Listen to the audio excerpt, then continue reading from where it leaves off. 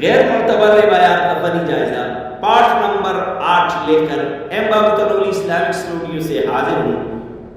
لوگ کہتے ہیں جی جس کا پیر نہیں اس کا شیطان پیر ہوتا ہے، اس کا شریعت سے کوئی تعلق نہیں۔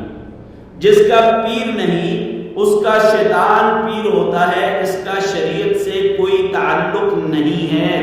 ہمارے لیے مسلمانوں کے لیے سب سے بڑے پیر حضرت محمد مصطفیٰ صلی اللہ علیہ وسلم ہیں۔